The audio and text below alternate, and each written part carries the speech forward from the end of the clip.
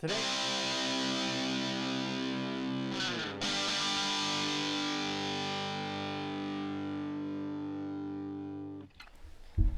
other interesting cultural news, Kanye West brings up kids being their lives taken away in Chicago when asked about the Israel versus Palestine conflict.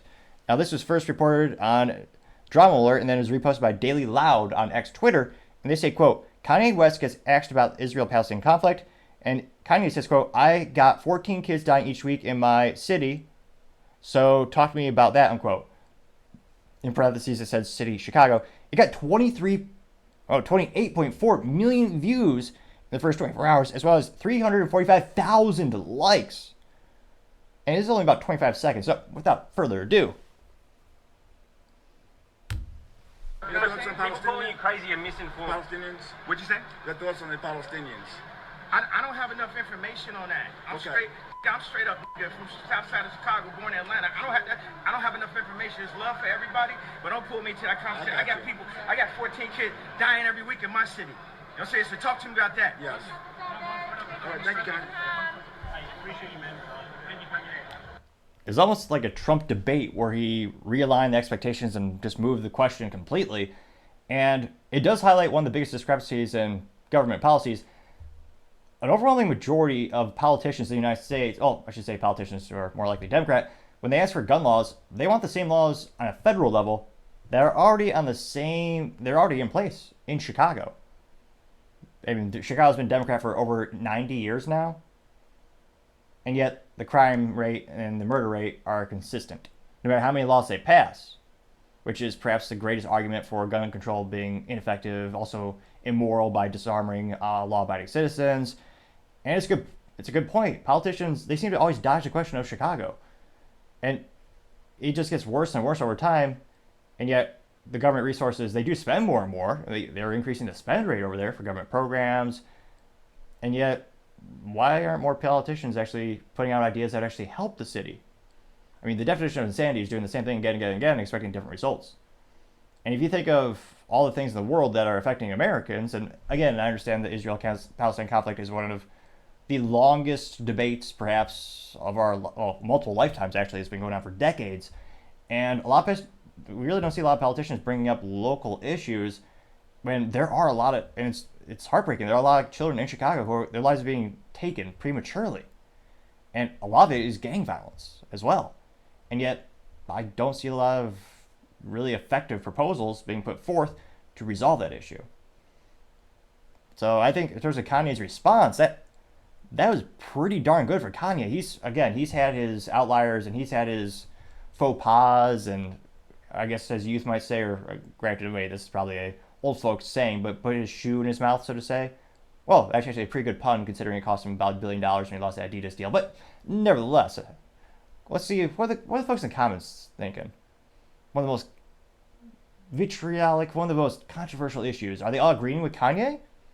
Or are they ratioing him, as the youth might say? Let's dive in and find out. One of the first ones comes from Winnie Scola, says, quote, that's a damn good answer. Really, kids dying in his city he finds more relevant than what's going on over there. Good response, IMO. Unquote, getting 50,000 likes. Mo says, quote, that's a good answer. Really, Americans really need to focus on what's happening in America, unquote. Getting 43,000 likes. Tito says, quote, he's not wrong. Everyone always trying to pull the love for all card when it benefits them highly. Unquote, getting 9.4 thousand likes. Interestingly enough, I do pay for the X Twitter Banana Falcon premium package, so it's not the super premium, so I do get ads. And there is an advertisement on this for, for Palestine. Which, in terms of product placement, I guess that makes sense. It's right where it's in the conversation. Let's see here. Third Eye says, quote, Kanye West's response when he asked about the situation in Palestine. Oh, he just repeated the quote. Not very original, but he did get 7.6 thousand likes from that. Talk, interesting. They say, quote, the media and reporters are configured to always trigger Kanye, and when he speaks, they quote him out of context. Leave this man alone, unquote. And that got 11,000 likes. Life simply said, wow, this made me respect Kanye, unquote, getting 10,000 likes. Insane World Events says he keeps it real, and it has a man giving a salute, getting 4.3 thousand likes. see here. Tav says, quote, asking a black man from the hood questions about lives in places overseas when we have issues to focus on in our own communities is disrespectful. Even if we did comment or speak on those issues, our words will be twisted and apparently unacceptable, unquote. That got 4.1 thousand likes. Here. Uchina says, quote, journalists will just about ask anything to have him canceled. Meanwhile, and they have a little article that says in 2024, Americans have 15.1 million vacant homes, while homelessness is at an all-time high of 650,000 human beings without housing. It's a nice way of saying homeless. And again, giving a homeless person a home is not a long-term, it doesn't do anything for them long-term because, again, that is no time for another time, but again, a lot of it is mental health. A lot of it is family. They don't have family and friends support and community support. It's not just giving them a place. That's my analogy would be that's putting a Band-Aid on a situation, and you would need to have a greater scope of actions if you want to help them long term. But no topic for another time, I understand. Go down here really quick. Let's see. Bernardo Ben says, quote, they're just trying to see what he'll say to use it against him, unquote, getting 1,000 likes. Let's see here. Interesting enough, that was interesting. So there's an advertisement for Palestine to support them. Then there's another advertisement for Zion Oil and Gas. And their advertisement is empower Israel's energy independence, learn and invest today. So interesting enough, that is on the timeline as well. So everyone is advertising on this. And I mean, product placement, yeah, it makes sense. Do one more here.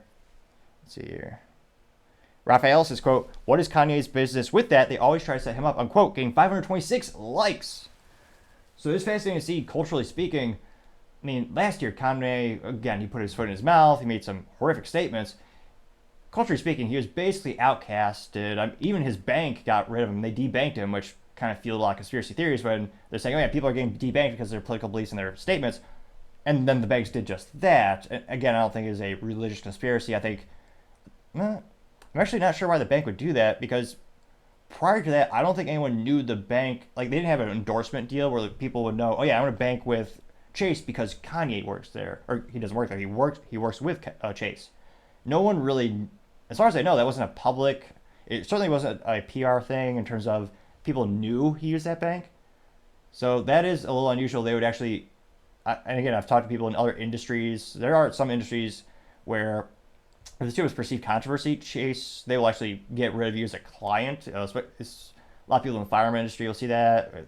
So it's not unprecedented, but it is interesting that, again, no one really knew that he used them as a bank. But another topic for another time. It is fascinating to see. Again, this is anecdotal evidence. This is one post on X Twitter.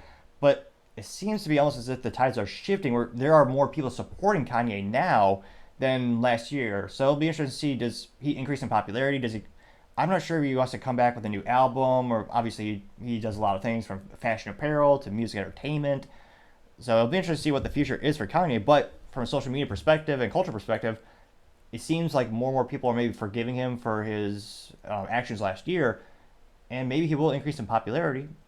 But as I always say, time shall tell.